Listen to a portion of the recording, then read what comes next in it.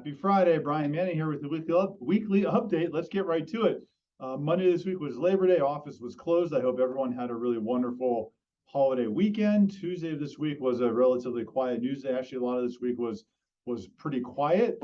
Wednesday this week, we had some Fed info. So I don't know if anyone remembers when Alan Greenspan was president of the Federal Reserve, nothing was ever announced. No one ever knew what he was going to do with rates. They never knew if the Fed was going to hike rates, lower rates.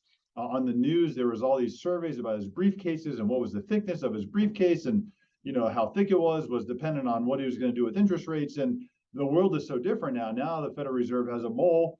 No one knows who this is. The mole leaks its information to the Wall Street Journal. We have a Fed meeting coming up here at the end of September, but it's already been leaked to the Wall Street Journal. The Federal Reserve is going to hike rates 0.75% at this September meeting, which is 75 basis points. I think why they do this is because when they get this information out into the marketplace, it lets everybody digest it. It lets markets react. And instead of just having giant swings the day of the Fed meeting and the announcement there, it's getting the info out. So just plan on it. 75 basis point rate hike. That's what you're going to see here at the end of September. I think what's really important to note is that if you have a HELOC right now, what's called the Wall Street Journal prime rate, that's the interest rate that HELOCs are based off of, was at 5.5%. So if you have a HELOC and you've used this for anything, buying investment properties, home remodeling, et cetera, at the end of September, Federal Reserve hikes their rates 0.75%. That takes your HELOC rate and moves it to 6.25%. Now, Federal Reserve is going to meet again in November. Who knows what they're going to do based on the info they're putting out there right now. You're going to see another rate hike in November. Could be 0.5%, could be 0.75% in November as well. And if you have a HELOC and they raise 0.75% in November, that puts your HELOC rate at 7%. So keep that in mind. Keep your HELOC, within close reach. Pay attention to where your payments are at. Pay attention to where rates are at. If you're not sure how to calculate this, give me a call. I'll walk through it with you. I'll help you anticipate what your payments are going to do on your HELOC. But certainly seeing a HELOC rate of 7% is going to be impactful on any of the money that you have drawn out. Also, Wednesday this week, we had CoreLogic. CoreLogic gives us feedback on home appreciation. This is for the month of July. On a year-over-year basis, home appreciation was up 16%. It's still incredible. That's ridiculous. These numbers are staggering. Yes, we've seen it come down off its high. The high was at 20%. We've been talking about this. These numbers have to come down. 20% was not sustainable.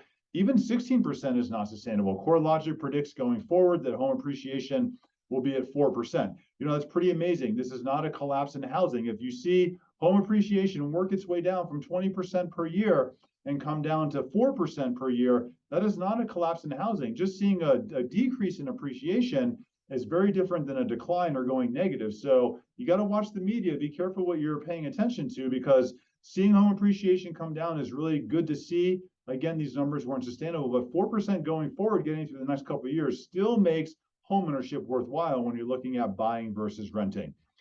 Thursday this week, we had Jerome Powell in the news, just doing an open interview, just talking about what they're going to do for Fed rate hikes going forward. We always have to watch this carefully, and certainly Jerome Powell's tone in these interviews is very important, because if Jerome sounds scared in these interviews and he makes it look like they don't know what they're doing, then investors are going to freak out, and that's going to have a very significant negative impact on the market. But in his interviews, if he can come across as being confident and knowing what they're wanting to do and having a clear path going forward to fight inflation, then markets will have more confidence in that. So we got to keep a close eye on those interviews, because it's a little wishy-washy right now. Also, Thursday this week, we had the ECB, that's the European Central Bank, that's their version of the Federal Reserve.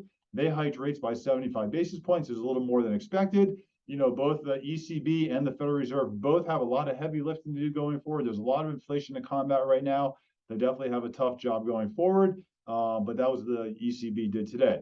Friday this week, pretty quiet news day, not much to report there. I'm around all weekend. If you have any questions, let me know. Comment my cell phone, text me. If you need assistance with going through a pre-approval process, you want to go through our strategic buyer consultation, give me a call, shoot me a text. I'd love to help you. Happy Friday. Have a great day.